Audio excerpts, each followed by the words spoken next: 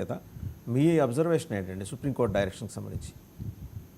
ఇప్పుడు ఒకటండి, సుప్రీంకోర్టుకి ఏడీఆర్ వాళ్ళు వెళ్ళింది అసలు 100% వీవీప్యాట్లని ఈవీఎంలో ఉన్నటువంటి ఈ కౌంటింగ్తో టాలీ అవ్వాలి అని చెప్పేసి అని ఒక అంశాన్ని లేవనెత్తారు న్యాయస్థానంలో. దాన్ని న్యాయస్థానం తిరస్కరించింది. ఇక్కడ ఇంకో అంశం ఏంటంటే, ఆల్రెడీ 45 రోజులు పాటు ఈవీఎంలో ఉన్నటువంటి ఈ యొక్క ఓటింగ్ ప్యాటర్న్ సంబంధించిన అంశాలన్నీ కూడా భద్రంగా ఉంచాలి. ఎందుకంటే ఒకవేళ కోర్టుల్లో ఛాలెంజ్ చేసిన లేకపోతే న్యాయస్థానాల్లో ఛాలెంజ్ చేసిన ఎన్నికని దానికి సంబంధించిన వెరిఫికేషన్కి సంబంధించి ఈ 45 రోజులు ప్రిజర్వ్ చేయాలి అని చెప్పేసి అని సుప్రీంకోర్టు చెప్పింది.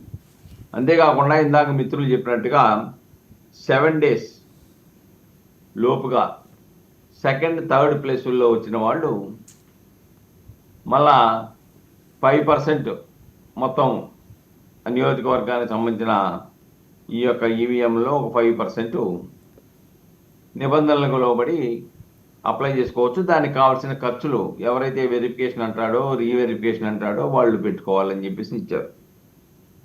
ఇక్కడ ఒకటి మనం ఆలోచించాల్సింది ఏంటంటే, కొన్ని సందర్భాల్లో ఎలక్షన్ కమిషను స్వతంత్రత లేకపోవటం వలన కొన్ని అనుకోని అనర్థాలు జరుగుతున్నాయి. ఏ ప్రభుత్వం అధికారంలో ఉంటే ఆ ప్రభుత్వానికి వంతకాగటం, లేకపోతే అనవసరంగా వెరిఫికేషన్ లేకుండా ఓట్లను తొలగించడం అనేది కూడా సుప్రీంకోర్టు మందలించింది. అది కరెక్ట్ కాదు, ఆ హక్కు మీకు ఎన్నికల కమిషన్ లేదని. అంతేకాకుండా ఎన్నికల కమిషన్ కొద్దిగా అడ్వాన్స్ అయిపోయి పౌరసత్వాన్ని కూడా నిర్దేశించే స్థాయికి వెళ్ళిపోయింది. కాబట్టి దాని మీద కూడా సుప్రీంకోర్టు చెప్పింది, పౌరసత్వాన్ని నిర్ధారించే అధికారం ఎన్నికల కమిషన్కి లేదు, ఒక్క కేంద్ర హోంశాఖకి మాత్రమే ఉంది అని వచ్చింది. అంటే అన్ని విషయాలలోనూ పాలక ప్రభుత్వం ఏది చెప్తే దాంట్లో గంగిరెద్దుల్లాగా తలకాయ ఊపే వ్యవస్థలో ఈ రోజున ఎన్నికల కమిషన్ ఉంది. ఇది ఎన్నికల పద్ధతికి ఎన్నికల నిబంధనలకి పూర్తిగా విరుద్ధమైన అంశం. అందుకే ప్రజలు కూడా ఈవీఎంల మీద అనుమానపడటానికి ప్రధానమైన కారణం అదే. ఎన్నికల కమిషన్ వ్యవహరించేటువంటి సుప్రీంకోర్టు తీర్పులను కూడా ఉల్లంఘిస్తూ దానికి వ్యతిరేకంగా నిబంధనలు ఇచ్చారంటే ఆ అధికారుల యొక్క ధైర్య సాహసాలకు మెచ్చుకోవాలి.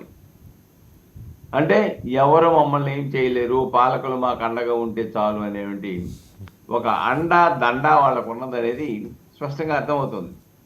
ఏదేమైనప్పుడు కూడాను వీవీప్యాట్లు పెట్టడం ద్వారా కొంతవరకు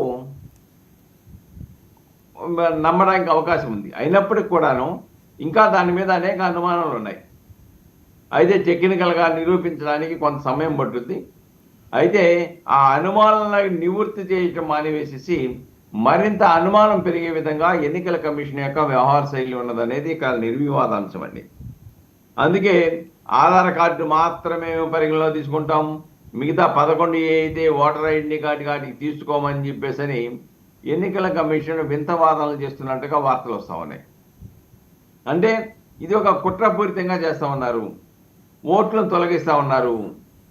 కాబట్టి ప్రత్యర్థుల ఓట్లను తొలగించడానికి ఎన్నికల కమిషన్ కూడా చిత్తశుద్ధితో పనిచేస్తూ ఉంది. కాబట్టి ఇది ప్రజాస్వామ్య వ్యవస్థకి, ఫ్రీ ఫెయిర్ ఎలక్షన్స్ కి రైట్ మాట్లాడండి సుబ్బారావు గారు, మాట్లాడండి. ఫ్రీ అండ్ ఫెయిర్ ఎలక్షన్స్ జరగడానికి కావాల్సిన పరిస్థితులు ఉత్పన్నం కావడం లేదని చెప్పేసి ప్రజల్లో అనుమానం రావడానికి, ప్రతిపక్షాల్లో అనుమానం రావడానికి, మేధావుల్లో అనుమానం రావడానికి దోహదపడుతుందనే విషయాన్ని ఇక్కడ మనం గమనించాలండి.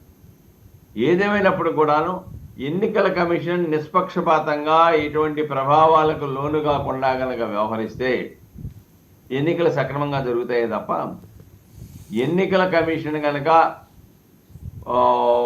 వక్రబుద్ధితోనో లేకపోతే ఎవరో అధికార పార్టీకి సహకరించాలనే దురుద్దేశంతోనో కనుక ఉంటే ఎన్నికల వ్యవస్థ మీద, ఈ ఈవీఎంల మీద ప్రజలకు నమ్మకం పోయే ప్రమాదం ఉత్పన్నం అవుతుందనే విషయాన్ని ఇక్కడ మనం గమనించాలండి.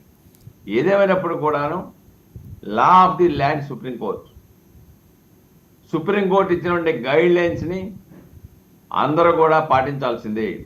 రైట్ సుబ్బారావు గారు, మళ్ళీ ఎన్నికల కమిషన్ మళ్ళీ మీ దగ్గరకు మినహాయింపు వస్తాను. కాదు. ఒకసారి కాబట్టి కృష్ణతేజ్ గారి ఎన్నికల దగ్గరికి. కమిషను నిబద్ధతతో పనిచేస్తే ప్రజలకి ఎన్నికల కమిషన్ మీద నమ్మకం ఏర్పడుతుంది తప్ప ఇటువంటి ఇష్టానుసారంగా ఓట్లను తొలగించడం అలాంటిది ఎంకరేజ్ చేయడం ద్వారా ప్రజలకి ఎన్నికల వ్యవస్థ మీద ఎన్నికల నిర్వాహకుల మీద నమ్మకం పోయే ప్రమాదం అయితే ఉత్పన్నం అవుతుంది. రైట్ సుబ్బారావు గారు, మళ్ళీ మీ దగ్గరకు వస్తే ఒకసారి కృష్ణతేజ్ గారి దగ్గరికి వెళ్దాం.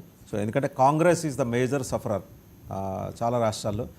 కాంగ్రెస్ అధికార ప్రతినిధిగా, ఏసీసీ మెంబర్గా మరి కృష్ణతేజ్ గారు, సో టెక్నికల్ పాయింట్స్ అన్నీ రాజశేఖర్ గారు ఎక్స్ప్లెయిన్ చేశారు. అలాగే అబ్జెక్షన్స్, దానికి సంబంధించిన అబ్జర్వేషన్స్ రవికిరణ్ గారు చెప్పారు. ముప్పాళ్ళ సుబ్బారావు గారు సీనియర్ న్యాయవాదిగా వారు అబ్జర్వేషన్స్ షేర్ చేశారు. మీరేమంటారు?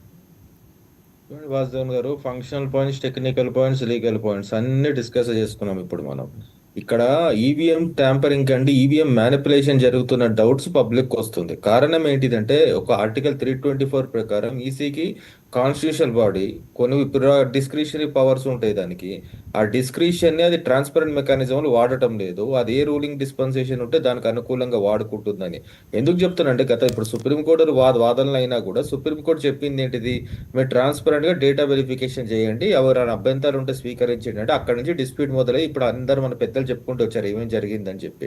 ఇప్పుడు కాంగ్రెస్ పార్టీకి ఏం జరుగుతుంది, హర్యానా నుంచి మొదలు పెట్టుకుంటే మీరు గమనిస్తే ఎక్కడ కూడా ఫైనల్ ఓటింగ్ ఫిగర్స్ కి ఇంకా లాస్ట్ కి వీళ్ళ తర్వాత 2 రోజుల తర్వాత పోలే ఫిగర్ కి ఆ రోజుకి పొత్తు ఉండటం లేదు.